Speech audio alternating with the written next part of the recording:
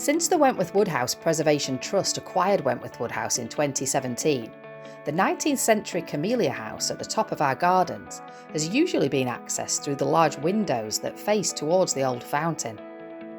But the main entrance to the building is actually through the older 18th century structure, which was Lady Rockingham's tea room. Architecturally, this is an anomaly because it doesn't match anything else on the site, but it is striking.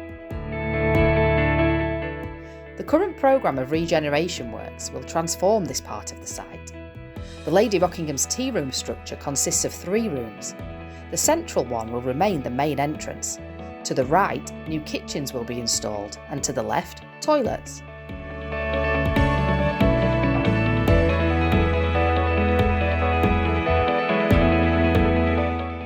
Inside the central room, there was some surviving timber panelling. Most of this proved to be 20th century replacements. Only a small section to the right of the fireplace was original to the building.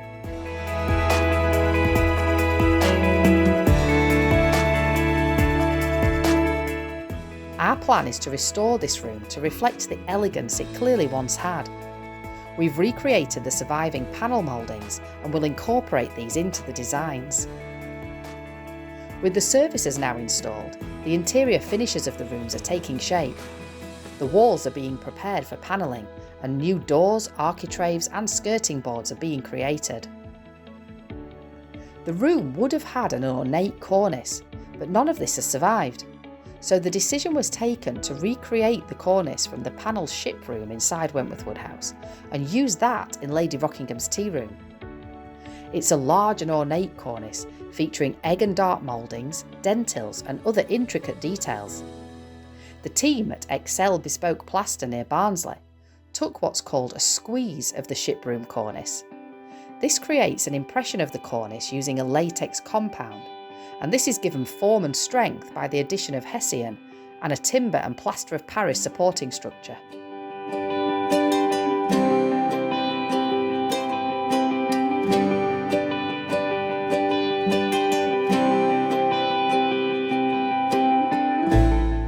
When removed, the structure provides the profile for the latex squeeze to sit in.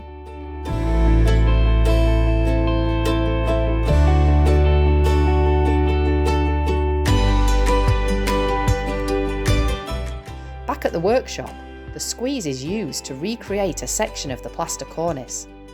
Some of the more intricate plasterwork details in the ship room have become clogged with paint over the years, and this is reflected in the squeeze. The recreated section doesn't give the crisp finish that we need, but it's enough to produce a run of cornice moulding that follows the correct profile, but without the elaborate decorative details.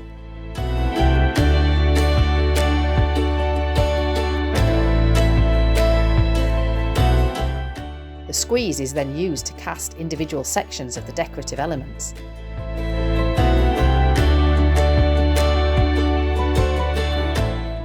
These are hand-worked to create a run of plasterwork that shows the details crisply defined.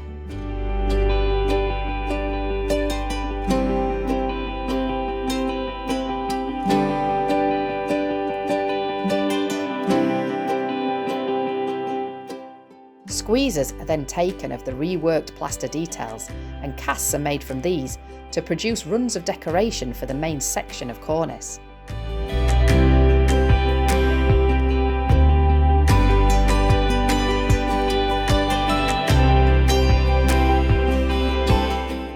The dentils are recreated from a long run of plaster which follows the required profile.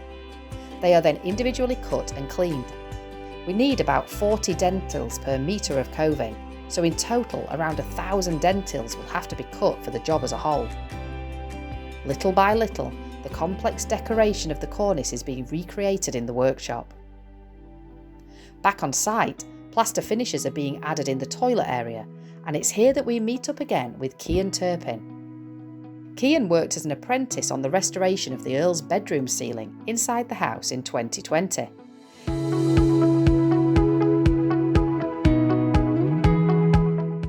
He's now a fully qualified craftsman and happy to be back working at Wentworth Woodhouse. The next few months will see the interiors of the Camellia House and Lady Rockingham's tea room transformed and repurposed for use in the 21st century. Make sure that you subscribe to our channel and get alerted to every new video that we release.